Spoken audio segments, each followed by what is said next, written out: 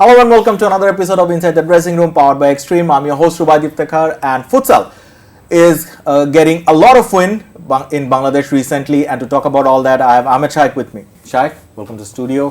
Futsal, it's a new phenomenon in Bangladesh. It's getting hugely popular.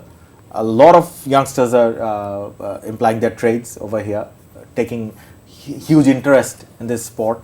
Personally, to me, it's a fun to watch, something fun to watch.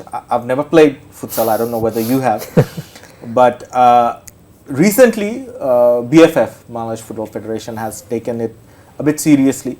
They have called for a trial for the national team, mind you, and this is probably the first time in BFF's history that a national team has been created based upon player who entered the trials, not professionals, not semi-professionals, not even amateurs.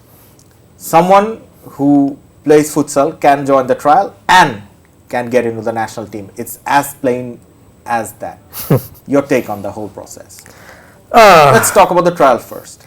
This is a very weird scenario. Weird scenario saying that a national team will be made based on trials. It's never heard of.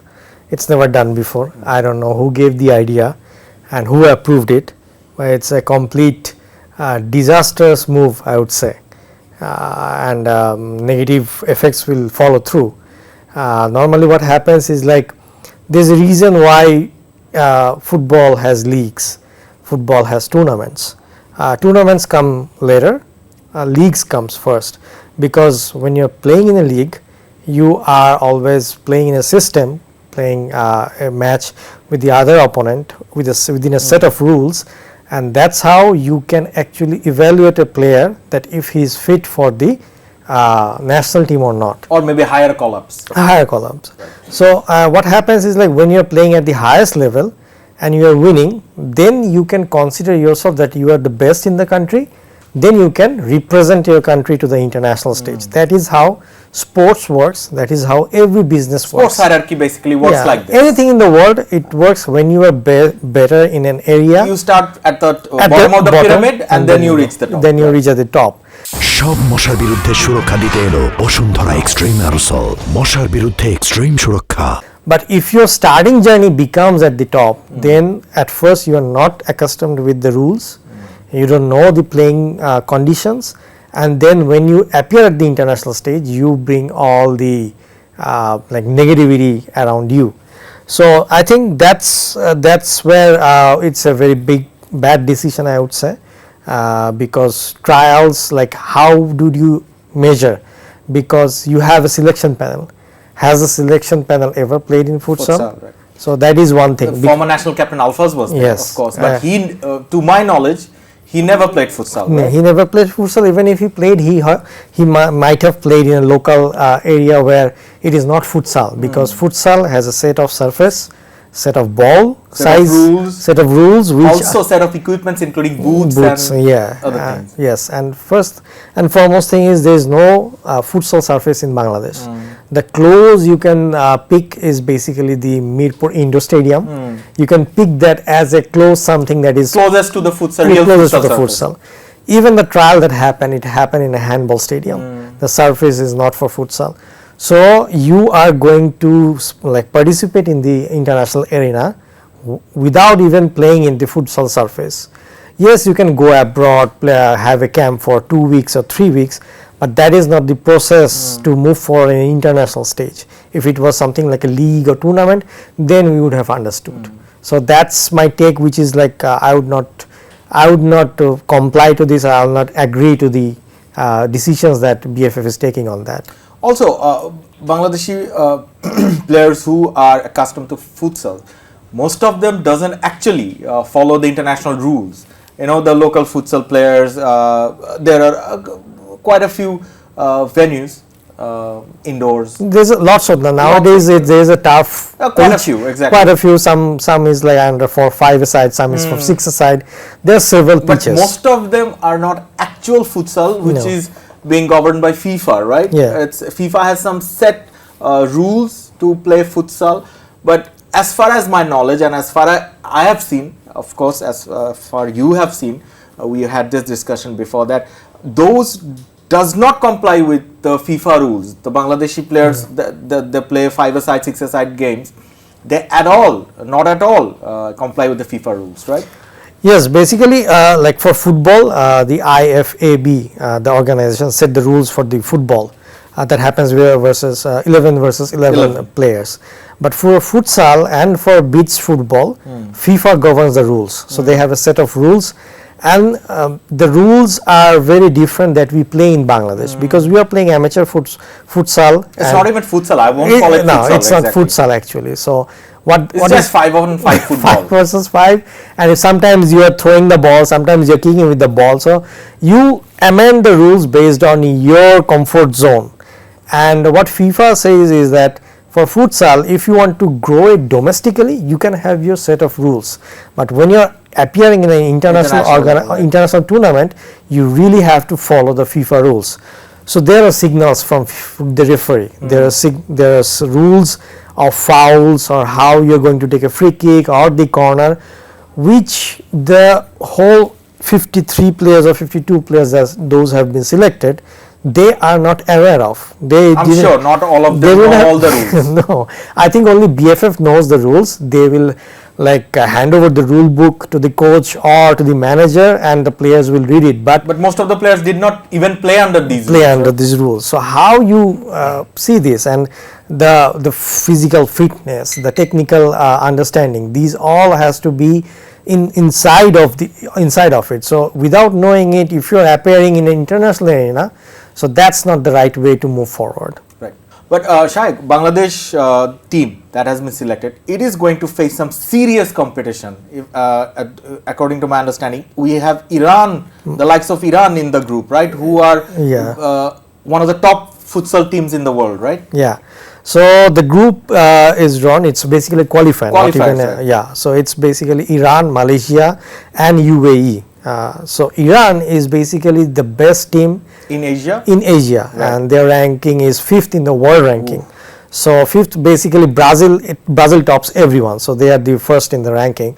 Then there are 2-3 teams I don't know at this moment, but 5th in the ranking. So they are so professional. They have a futsal Premier League. So they are playing every year, like they are not only a single tier league. I think they have 2 or 3 tiers, right? 2-3 tiers, and it's a professional. So players play professionally and they perform at that level. Then comes Malaysia. They are around, I think, around 27th in the world ranking. And lastly, UAE, I think they are around 90th or something like that. So out of 150 or 76 teams who are registered as futsal players and playing basically. Nation. So Bangladesh is still not being ranked, but after this tournament they will be ranked. But the factor is, all these 3 countries, they have a futsal Premier League, professional Premier League, where the players are playing and the players are getting selected. Then they are appearing in this tournament for regularly. So now the whole committee, it's a very new committee. So what should have been done, because they have a lot of time, as you don't have the metrics. Also, Shaq, just to add to your point, BFF has been trying to establish futsal in the country for quite some time now. Maybe it's a new phenomenon, but to BFF, it's not a new game. It's been almost a decade, if I'm not mistaken, around 2015-16, they first sent a futsal team, women's team, to play abroad. But they could not establish, as you mentioned, any league or any system so that players can regularly play futsal and earn a livelihood, or maybe a semi-professional league, right? In 2018 it happened. Right? So 7 years. So basically the women's national team, out of the women's national team, only 7 or 8 players, they went out to play for the Asian qualifiers. So they conceded around 20-30 goals, so that in 3 matches. So the same thing, if the videos of the matches are still in YouTube, if you see that, you will see that they are running around cluelessly because they don't know the rules. They are just playing the football in a shorter pitch. So that's what they were doing. So when you are going to the international arena and performing bad, then it discourages a lot of people. So in contrast of that, when the committee was formed, they had the opportunity to establish the league first, because you don't need to have the surface at this moment, but you can actually bring a lot of leagues, lot of players and clubs or even corporate teams into the mix.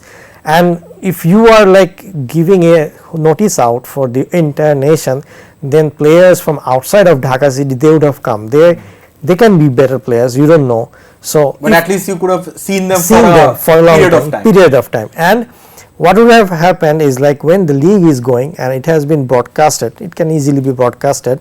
So if there is a broadcasting that is going on, then there is a fair understanding of which player is better than whom, rather than like organizing a 2-day trial. A 2-day trial will never give you the players understanding how capable they are, because sometimes the team formation would be bad. Sometimes you might not be in good coordination with the other players, so you are not playing, so it can happen. So if it was a league, then we would have picked the best players in the country, and then the whole selection process would have been transparent and would have been appreciated.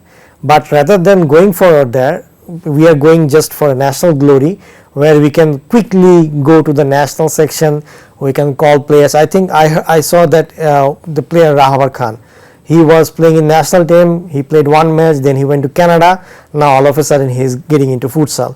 So I understand he is a good player, okay, but I don't know if he was present in the trial or not. So he is getting, I have never seen a national player coming into futsal.